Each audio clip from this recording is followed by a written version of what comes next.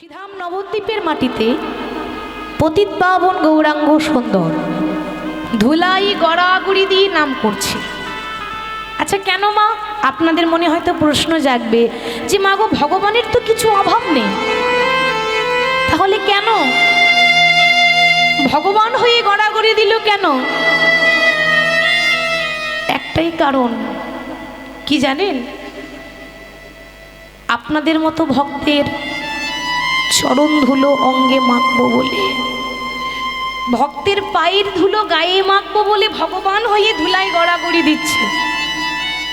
নিয়ম আছে, কীর্তনের শেষে কোনো ভক্ত যদি এই জায়গাটাতে গড়াগড়ি দিয়ে বাড়ি যেতে পারে, ওমা তার ত্রিতাপ জ্বালা দূরীভূত হয়ে যায়। মনের মধ্যে যে ত্রিতাপ জ্বালা আছে, সে ত্রিতাপ জ্বালা আমাদের দূরীভূত হয়ে যায়। ভাবুন, আমরা মানুষ হয়ে ধুলোয় বসতে পারি না, ধুলোয় গড়াগড়ি দিতে পারি না, তিনি ভগবান হয়ে গড়াগড়ি দিলেন। টাকা থাকলে দামি দামি চেয়ারে বসা যায় মা, পয়সা থাকলে দামি দামি গদিতে বসা যায়, কিন্তু ভক্তের আসন যা পয়সা দিয়েও বাজারে পাওয়া যায় না। এই যে আপনারা বসেছেন না, এটা পরীক্ষিতের আসন। রাজা পরীক্ষিত এই আসনে বসেছিল, শ্রোতার আসনে, 7 দিন ভাগবত শুনেছিল। বাবা, বহু ভাগ্যের জোরে এমন আসন পাওয়া যায়, বহু ভাগ্যের জোরে হরিকথা কৃষ্ণ কথা শোনার সৌভাগ্য পাওয়া যায়। আজকে ভগবান অর্থাৎ গৌর হরি একটা কথাই শুধু প্রচার করছেন, ভক্ত মোর তোমরা হরি নাম করো, নাম ছাড়া যে গতি নাই, গতি নাই, গতি নাই। ওমা একবার নয় 3 বার বলছে গতি নাই। কেন? এই যে কলিযুগ আমরা বাস করছি, এই কলিযুগটা ভালো না খারাপ মা? কি মনে হয় আপনাদের? কলি ভালো না খারাপ?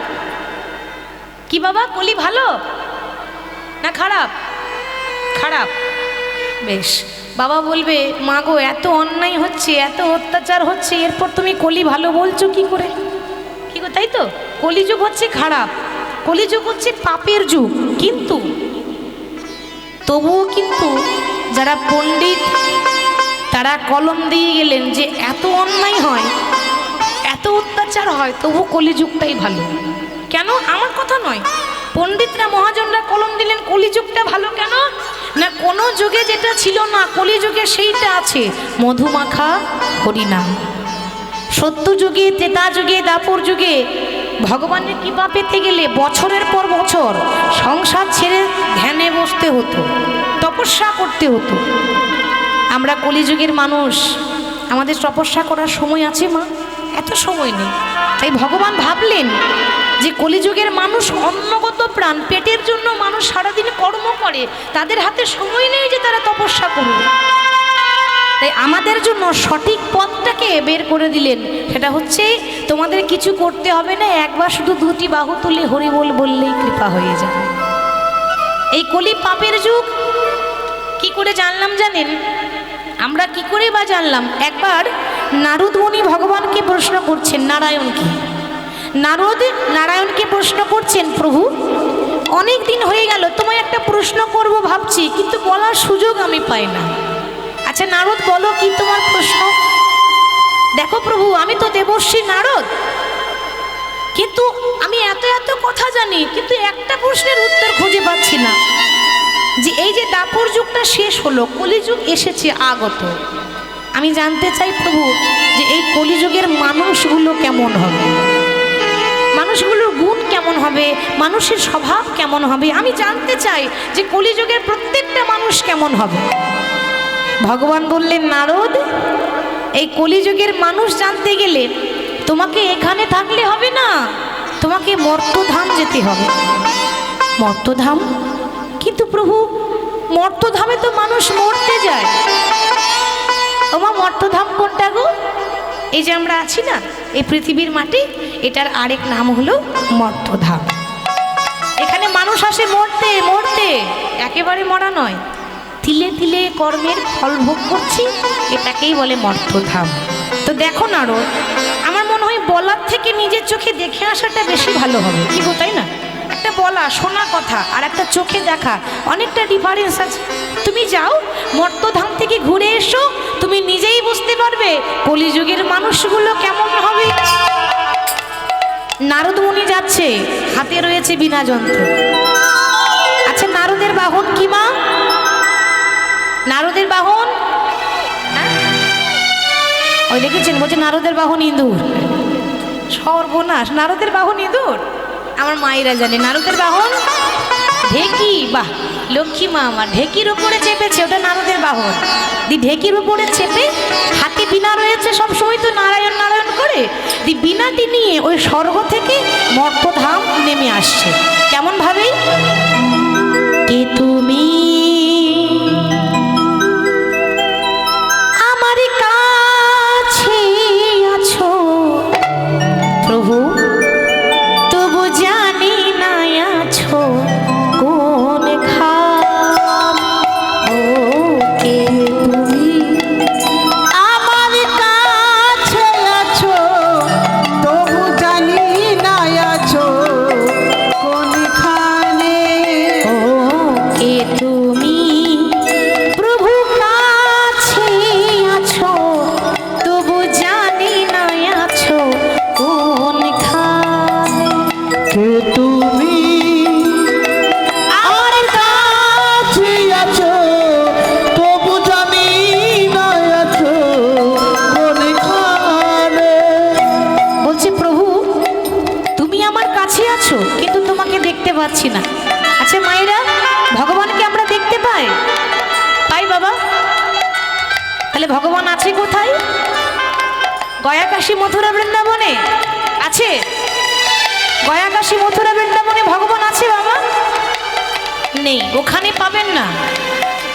আপনি বাইরে খুঁজলে পাবেন কোথায়? ভগবান আছে আমাদের অন্তরে, ঠিক তো? আমাদের হৃদয়ে ভগবান বসে আছে। তবে যদি বলেন সাক্ষাৎ ভগবানকে দেখব, দেখতে পাবেন না। কেন? ভগবানকে দেখতে গেলে ওমা হাজার হাজার হ্যালোজিন জেলে দিলেও দেখতে পাবেন না। আর ভগবানকে দেখতে গেলে হাজার হাজারে টিউবলাইটে জেলে দিলেও দেখা যায় না। সবার মধ্যে একটা নয়ন আছে, সেটা হলো জ্ঞানের নয়ন, ঠিক তো বাবা? এই জ্ঞানের নয়ন যতক্ষণ না খুলবে আমরা প্রভুকে দেখতে পাবো না।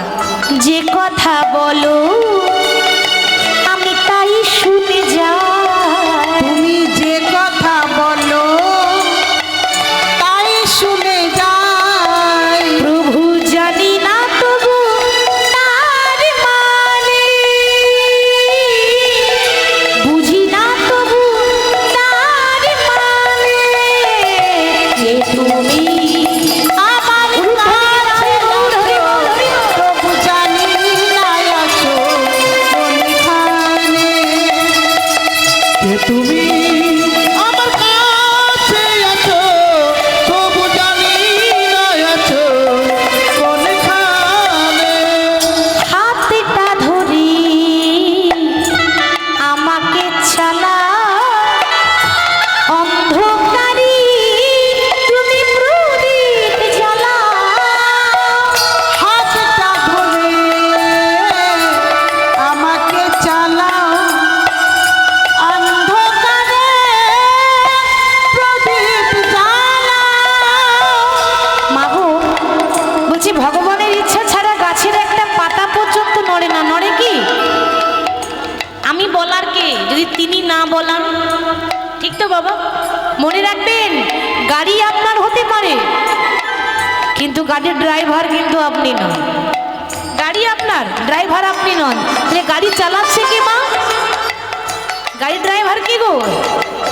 গাড়ি চালাই বংশীবদন, গাড়ি চালাই বংশীবদন মানে আমাদের ভগবান। হাতটা ধরে আমাকে চালা, অন্ধকারী তুমি প্রদীপ জ্বালা।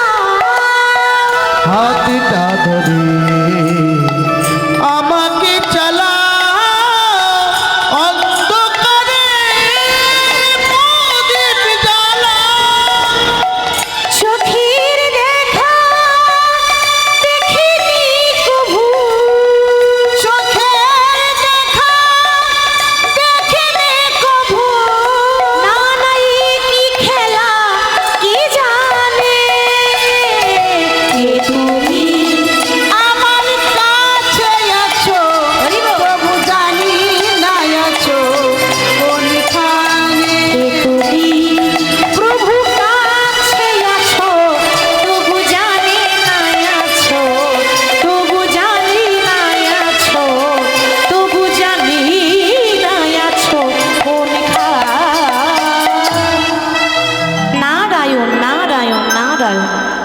বীণাটি নিয়ে নারায়ণের নাম গাইতে গাইতে ওমা যেই না স্বর্গ থেকে মর্তধামে নেমে এসেছে। কি দেখতে এসেছে মা? কলিযুগের মানুষগুলো কেমন হবে, তাই তো? হঠাৎ নারদ কি দেখলো জানেন মা?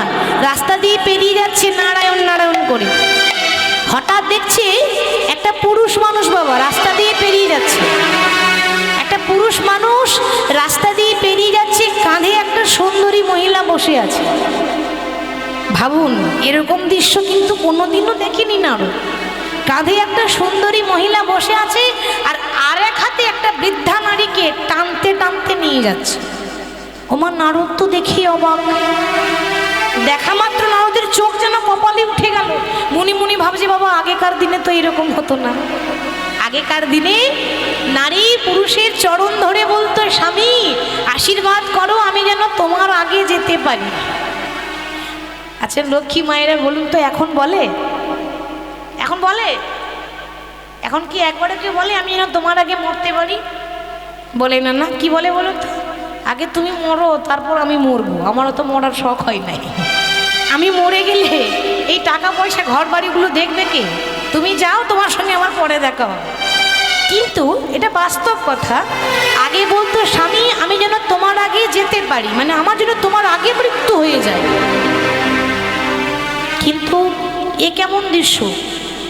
যে নারী পুরুষের চরণে প্রণাম করে সেই নারী পুরুষের কাঁধে চেপে আছে, আর আরেকটা নারীকে টানতে টানতে নিয়ে যাচ্ছে কেন? দেখা মাত্র নারদ ডাকছে, কি গো তোমাকেই বলছি, দাঁড়াও দাঁড়াও দাঁড়াও। আচ্ছা বলি তোমার বিবেক বলে কিছু নেই?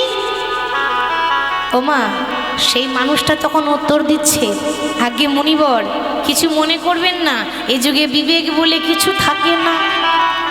ঠিক বলছে তো? এ যুগে বিবেক বলে কিছু থাকে না। বিবেক থাকলে এত অন্যায় হবে কেন? বিবেক থাকলে এত অত্যাচার হতো কেন? বিবেক নেই বলেই তো। বিবেকটা বাদ দিয়ে কথা বলুন। আচ্ছা বেশ, তুমি কিরকম পুরুষ? যে মানুষটা চলতে পারে, দৌড়াতে পারে, গায়ে বল আছে, ক্ষমতা আছে, তাকে কাঁধে চাপিয়েছো। আর যে মানুষটা চলতে পারে না, বয়স হয়ে গেছে, তাকে টানতে টানতে নিয়ে যাচ্ছ, কে তুমি? সে তখন উত্তর দিচ্ছে, মুনিবর আপনি আমার খেলা দেখলেন কোথায়? এই তো খেলা শুরু করেছি, আপনি তো আমাকে চেনেন না। আমি পরিচয়টা দিই। আপনি যাকে দেখতে এসেছেন আমি সেই, আমি হলাম ঘোর কলি। এখন কলি এসেছে, ঘোর কলি আসেনি। কলিযুগে একটা সূর্য ওঠে, শাস্ত্র বলছে ঘোর কলিতে 12টা সূর্য একসঙ্গে উঠবে। ভাবুন মা, একটা সূর্যের তাপ আমরা সহ্য করতে পারি না, পারি কি? তাহলে 12টা সূর্য উঠলে আমরা কি করে বাঁচবো? ঘোর কলি যখন হবে তখন এই দৃশ্যটাই ঘটবে যেটা এখন আপনারা দেখলেন। আচ্ছা তা নয় হলো, তুমি যে নারীটাকে কাঁধে চাপিয়ে নিয়ে যাচ্ছ সেই নারীকে চিনতে পারলেন না? ওটা আমার সুন্দরী স্ত্রী, দেখতে সুন্দরী তো, তাই মাটিতে পা রাখতে দিলা। আচ্ছা তা নয় হলো, কিন্তু যে বৃদ্ধা নারীকে টানতে ডাকতে নিয়ে যাচ্ছ সে কে? ওটা তো আরো সহজ, তাই না মা? তিনি কে হতে পারে বলুন তো? এটা যদি স্ত্রী হয় তিনি হলেন আমার গর্ভধারিণী মা। মায়ের গর্ভে একটা সন্তানের 10 মাস 10 দিন জায়গা হয়, কিন্তু কিছু কিছু সন্তান আছে, সবার কথা বলিনি আমি, বলছি না যে সব ছেলেরা খারাপ হয়। এখনো এমন সন্তান আছে মা বাবাকে শ্রদ্ধা করে ভালোবাসে, কিন্তু এমন একটা সন্তান, হাজারের মধ্যে 2-1টা এমন ছেলে আছে যার 4তলা বিল্ডিংয়ে মায়ের থাকার একটু জায়গা হয় না। মানে 1 ঘড়া দুধ 7 ঘড়ায় ভরে যায়, কিন্তু 7 ঘড়া দুধ একটা ঘড়ায় ভরছে না। মা বড় কষ্ট করে সন্তানদের মানুষ করে, কিন্তু সন্তানরা মায়ের মুখে 1 মুঠো ভাত পর্যন্ত তুলে দিতে পারে না। কথায় আছে না, ছোটবেলায় মা কাঁদে ছেলে ভাত খাই না বলে, আর বড়বেলায় মা কাঁদে ছেলে ভাত দেয় না বলে। এইটাই কলিযুগ বাবা। এখনো অনেক খেলা বাকি আছে গো। এই যে দেখছেন খেলা, এই কোনো এমন কিছু খেলা নয়। এরপরে আরো অন্যায় হবে, এরপরে আরো অত্যাচার হবে। তাহলে পথ কি? তাহলে উপায় কি? উপায় কি কিছু নেই? উপায় কোনো কিছু নেই, একটাই উপায়। এই অন্ধকার কলিযুগে, পাপের কলিযুগে আপনাকে শুধু একবার হরি বল বলে ডাকতে হবে, এইটুকুই উপায় আছে। তাই মহাপ্রভু ভক্তগণকে সঙ্গে নিয়ে নামে প্রেমে মাতোয়ারা। নাম গাইছে কেমন ভাবে? বদন ভরে গাউরে মন হরে কৃষ্ণ নাম। আচ্ছা, আমার লক্ষ্মী মায়েদের বলছি, একটু উলুধ্বনি দেওয়া যাবে মা? বাহ, দেখি একটু দিয়ে দিন তো লক্ষ্মী মায়ের মতো। খুব সুন্দর হয়েছে। এবার সবাই একটু করতালি দিয়ে গাই। নাম তো করতালি দিয়ে গাইতে হয়। হরে কৃষ্ণ নামে জপ জপ অবিরাম। একেবারে বদন ভরে গাওরে মন হরে কৃষ্ণ নাম, হরে কৃষ্ণ নাম জপ জপ অবিরাম। বদন ভরে গাওরে মন হরে কৃষ্ণ নাম, হরে কৃষ্ণ নাম জপ জপ অবিরাম। বদন ভরে গাউরে মনে হরে কৃষ্ণ নাম, হরে কৃষ্ণ নামে জপ জপ অবিরাম। বদন ভরে গাওরে মন হরে কৃষ্ণ নাম, হরে কৃষ্ণ নাম জপ জপ অবিরাম।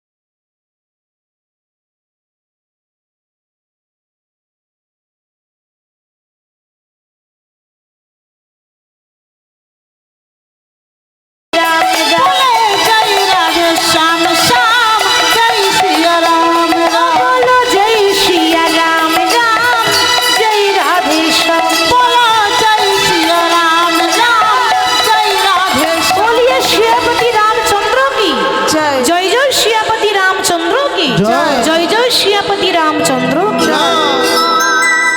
সর্ব অঙ্গে সিঁদুর মেখে যখন বসে বসে রাম নাম গাইছি, বাবা কোথায় ছিল রামচন্দ্র? এসে বলছি, হনুমান এ কি করছো তুমি? আরে সিঁদুর তো নারীরা পরে স্বামীর মঙ্গলের জন্য, তুমি এখন হনুমান হয়ে পশু হয়ে সিঁদুর মেখে বসে আছো কেন? প্রভু আসলে কি জানো তো, মা আমায় বললো সিঁদুর পরলে নাকি তোমার মঙ্গল হবে। আমি মনে মনে ভাবলাম যে ওইটুকুনি সিঁদুর নিলে যদি এত মঙ্গল হয়, তা আমি কোনটা গায়ে মেখে নিয়েছি কেন জানো? তোমার পরমায় বাড়বে বলে, তোমার পরমায় তাই গৌর হরি বল। বাড়িতে বলে, তোমার পরমায় বাড়বে বলে, পরমায় বাড়বে বলে, প্রভু তাই তো আমি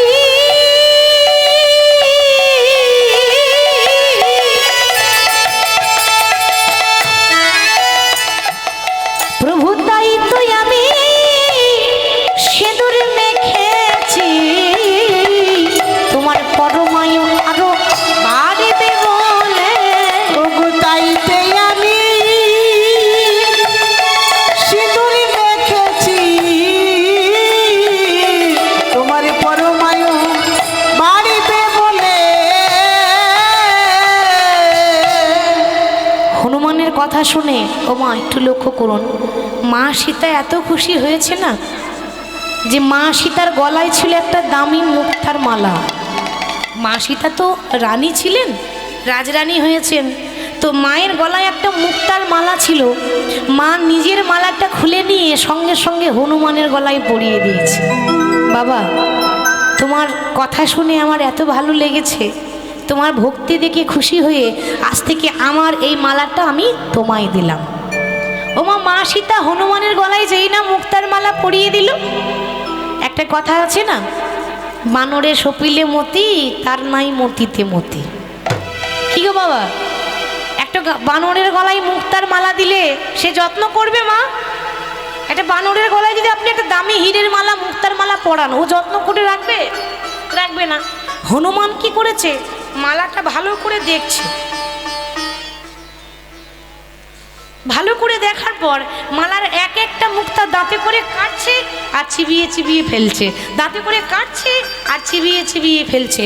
লক্ষণ বলছে, মা দেখলে তো, আর কাউকে পেলে না, আরে আমাকে দিলে আমি বরং একটু যত্ন করে রাখতাম।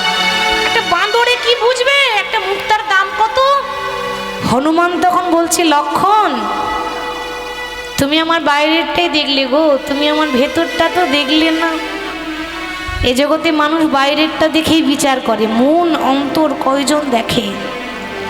আমি মালাটা ছিঁড়ে দিলাম, দাঁতে করে কাটলাম, কেন জানো? মালাটা তোমার কাছে লাখ টাকা দামি হতে পারে, এই মালাটা তোমার কাছে লাখ টাকার দাম হতে পারে, আমার কাছে 1 টাকারও দাম নাই। কেন? আরে যে মালার মধ্যে আমার প্রভুর রাম নামের সুগন্ধ নেই, যে মালার মধ্যে আমার প্রভুর নাম লেখা থাকে না, সেই মালা তো আমার কাছে কোনো মূল্য থাকে না। মা মালাটা পরিয়েছি বটে, কিন্তু আমি অনেক দেখলাম এই মালার মধ্যে আমার প্রভুর নাম পেলাম না খুঁজে, তাই তো মালাটা আমি দাঁতে করে কেটে দিলাম। ও এত ভক্তি তোমার, যত বড় মুখ নয় তত বড় কথা, এতই যদি তোমার ভক্তি হবে, কই দেখি তাহলে তোমার অন্তরটা দেখাও, দেখি দেখি তোমার অন্তরে কত ভক্তি আছে। মুখে বললে হবে না, দেখাতে হবে। আর যেই না লক্ষণ বলেছে, বাবা বলা মাত্র হনুমান যা করেছি আমরা জীবনেও পারবো না। কি গো, হনুমান কি করেছিল? বলা মাত্র সঙ্গে সঙ্গে বলছে, লক্ষণ দেখতে চাও? তবে দেখে নাও, তোমার ভক্তিটা বাইরে আছে, আমার ভক্তিটা লোক দেখানো নয়, আমার ভক্তি অন্তরে আছে। সঙ্গে সঙ্গে বুকটা চিরে দেখিয়ে দিল, দেখাই রাম সীতা তার হৃদয় মাঝে, দেখে রাম হৃদয় সীতা হৃদয় মাঝে, তারা যুগ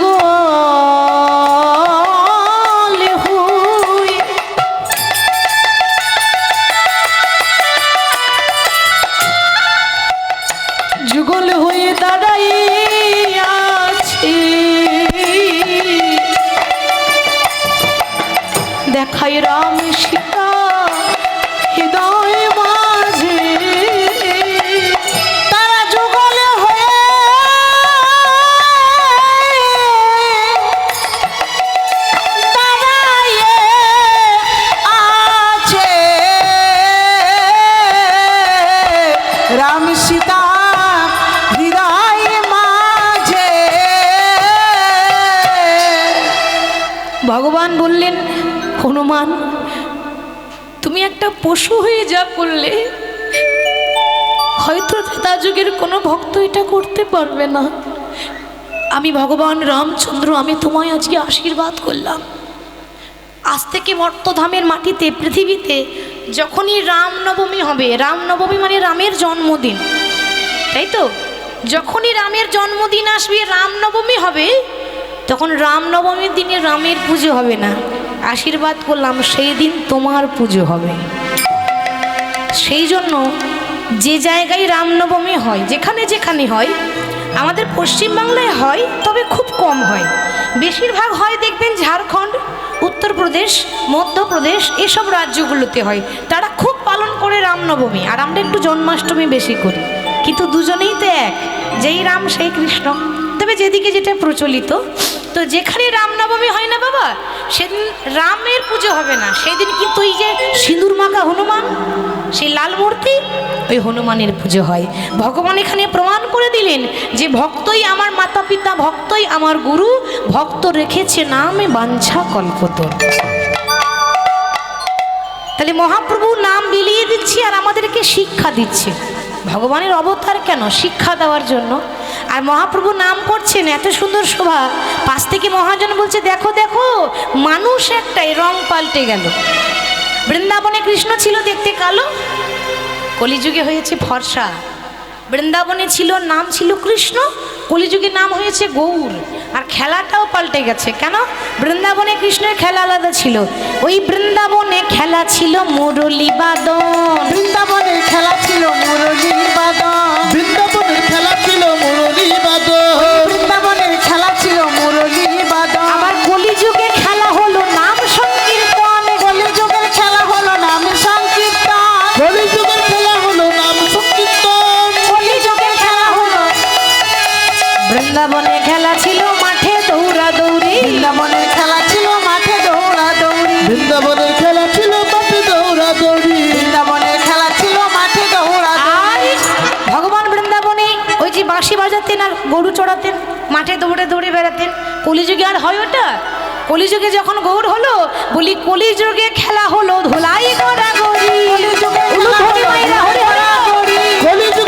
হলো ধুলাই গড়াগড়ি, কলিযুগের খেলা হলো ধুলাই গড়াগড়ি, গড়াগড়ি যাইব, গড়াগড়ি যাই গো, গড়ি যাই গো, গড়াগড়ি যাই গো, প্রেমানন্দে বাহু তুলে গড়াগড়ি যাইব, প্রেমানন্দে বাহু তুলে গড়াগড়ি যাই গো, প্রেমানন্দে বাহু তুলে গড়াগড়ি যাইব, প্রেমানন্দে বাহু তুলে গড়াগড়ি যাই গো। কলিযুগে খেলা হলো ধুলাই গড়াগড়ি, কলিযুগের খেলা হলো ধুলাই গড়াগড়ি। মহাজন বলছেন, দেখো মহাপ্রভু নামে শুধু আমাদেরকে নয়, সবাইকে উদ্ধার করেছে। বড়ই অবতার রে ভাই, বড়ই অবতার, বড়ই অবতার, সে যে পতিতের বিলা বলো প্রেমের ভান্ডার, পতিতের বিলা বলো প্রেমের ভান্ডার, আহা যবনের নাচে গাই বলে হরি নাম, বলে হরি নাম। এই হেনই অবতারে দাস বঞ্চিত বলরাম, এ হেনই অবতারে দাস বঞ্চিত বলরাম। এতক্ষণ গৌর কথা শুনছিলাম, এটাকে বলছে গৌর চন্দ্রিকা। গৌরের কথা আগে বলতে হয়, তা গৌরের কথা আলোচনা করছিলাম। এবার আমরা বিষয়ে চলে যাই। বিষয় মানে লীলা আগেই বলেছি, ভক্ত জয়দেব পদ্মাবতীর কথা। কিন্তু মাগো, ভক্তের কথা জানতে গেলে বাবা, আগে তো জানতে হবে যে ভক্তের মা বাবা কেমন ছিল। বাবা, যার গর্ভে একটা কৃষ্ণ ভক্তের জন্ম হয়, ভাবুন সেই মা কত কৃষ্ণ ভক্তিমতী হবে, সেই মা কত গুণবতী হবে। তাহলে এই জয়দেব গোস্বামীর তখন জন্ম হয়নি। তার বাবার নাম ছিল ভোজদেব গোস্বামী, মায়ের নাম ছিল বামা দেবী। বাড়ি হচ্ছে বীরভূম জেলার অজয় নদীর তীরে কেন্দ্রবিল্ল গ্রাম, সেখানে তারা থাকতো। এবার কিভাবে বাস করতো? একটা তালপাতার কুড়ে ঘরে। আজ কেন্দ্রবিল্ল নামে গ্রাম,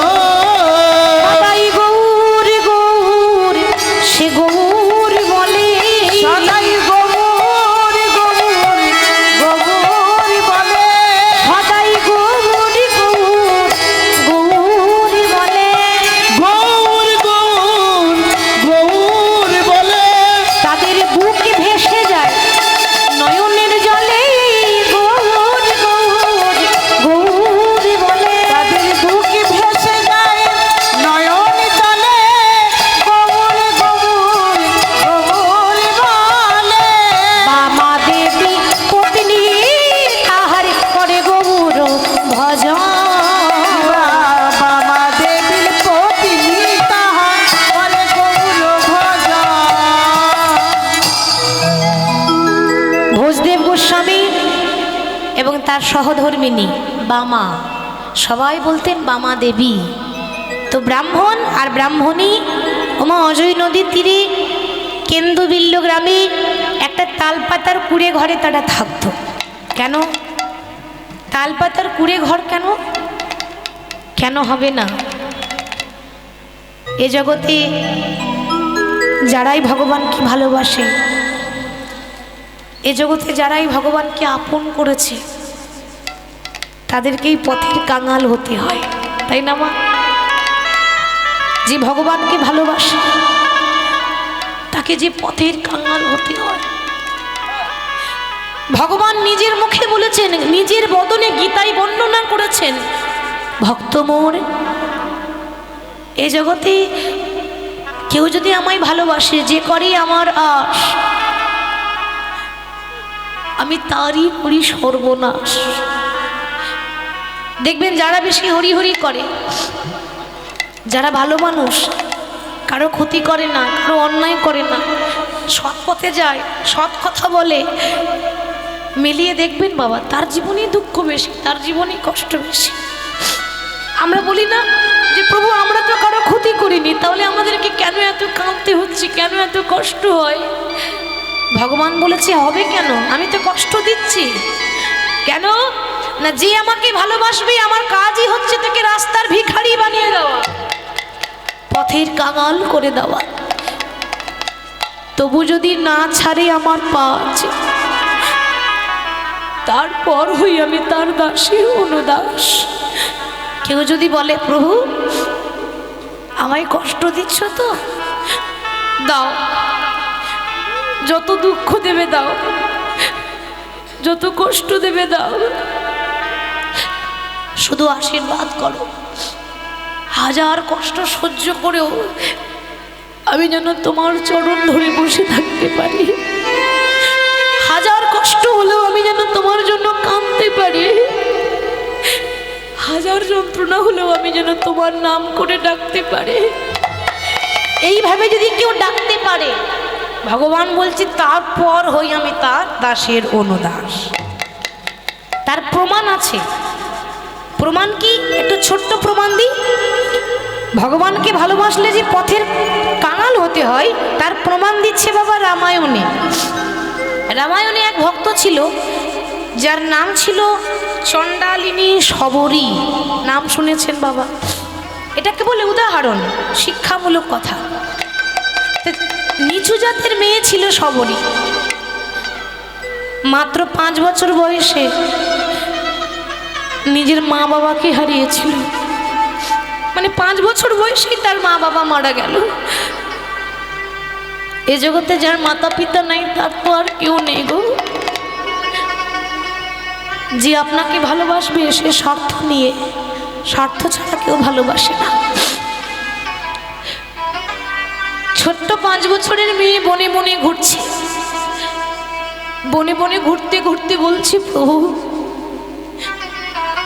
তুমি তো আমার কাছ থেকে সব কিছু কেড়ে নিয়েছো প্রভু, আমার বলতে তো কিছু রাখো নাই।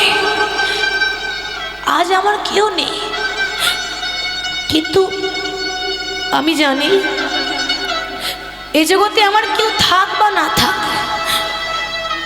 তুমি তো আছো। ওমা যার কেউ নেই তার গোবিন্দ আছে। জীবনে কোনোদিনও নিজেকে একা ভাববেন না। তার ধৈর্য দেখুন, আমাদের ধৈর্য নেই, সব কিছুতেই তাড়াহুড়ো হলে ভালো হয়। আর ওইটুকু মেয়ে, এবার নিচু জাতের মেয়ে ছিল তো কেউ ভালোবাসতো না, কেউ তার ছায়া পর্যন্ত পার হতো না, কেউ তার মুখ দেখতেও পছন্দ করতো না। এই 5 বছরের মেয়েটা রাম রাম রাম রাম রাম রাম রাম বলতে বলতে এত বয়স হয়ে গেল আর ভালো করে হাঁটতে পারে না।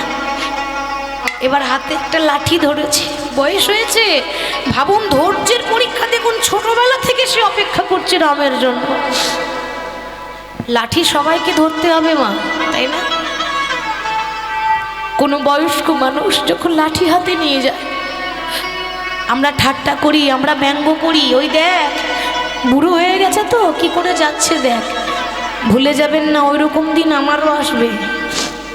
আমি সারা জীবন এরকম থাকবো না, ওই রকম লাঠি একদিন আমাকেও ধরতে হবে।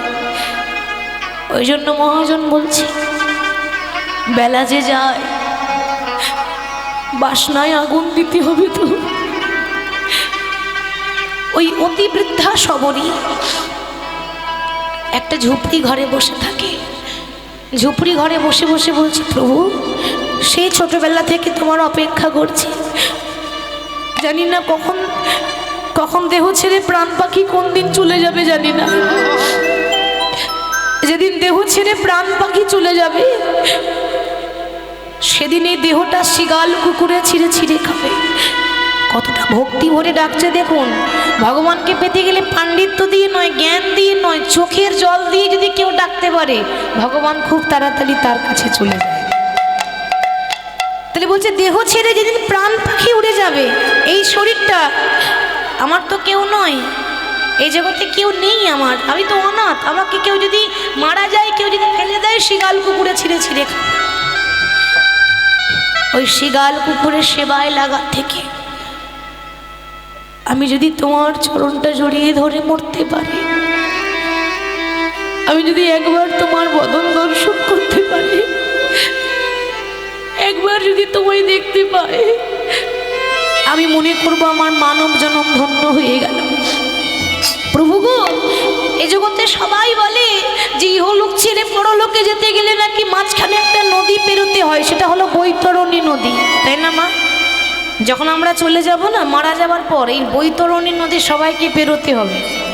তাহলে ওই নদীটা পার হয়ে যাওয়ার সময় আমি যদি যেতে না পারি, আমি যদি পার হতে না পারি, তুমি তো কাঙালের ঠাকুর, তুমি তো দয়াল হরি, সেদিন যেন আমার হাতটা ধরে তুমি নদীটা পার করে দিও দয়াময়। আমার জীবনে নদী তুমি নাইয়া গো,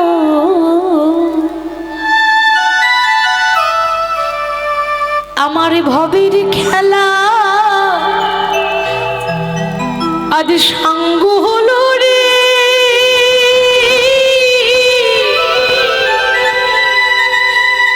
সেদিন দিও পার করি আরে আমার জীবন নদীর নাইয়া, আমার জীবন নদীর নাইয়া রে।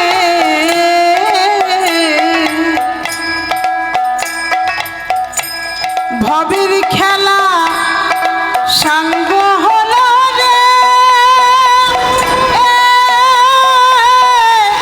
দিও পার করিয়া আমার জীবন নদীর নাইয়া। আমার জীবন নদীর নাইয়া রে, আমার ভবের খেলা আজ সাঙ্গ হলো রে।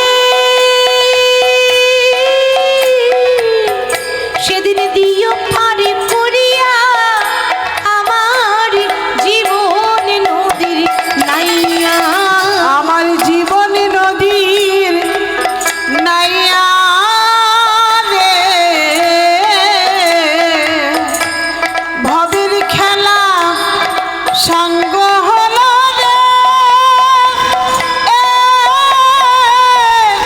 দিও পার করিয়া আমার জীবন নদীর নাইয়া। আমি কামনা বাসনার হাতে বেঁধেছিলাম বাসা, আমি কামনা বাসনার হাতে বেঁধেছিলাম বাসা। বাবা কথাটা কিন্তু খুব ভেতরের মানে আছে। বলছে প্রভু আমি এতদিন একটা বাসা বেঁধেছিলাম, পাখি যেমন বাসা বাঁধে, আমি একটা বাসা বেঁধেছিলাম, একটা হাট বসিয়েছিলাম, হাটটা হলো কামনা বাসনার হাট। এই কামনা বাসনার হাটে ওমা যতদিন দিতে পারবেন আপনাকে ভালোবাসবে, যখনই দেওয়াটা বন্ধ হয়ে যাবে কেউ ভালোবাসবে না। এইটাকে বলে কামনা বাসনার হাট। দিলেই ভালো, না দিলে আপনি ভালো নয়। ওই জন্য বলছে প্রভু আমি কামনা বাসনার হাটে বেঁধেছিলাম বাসা।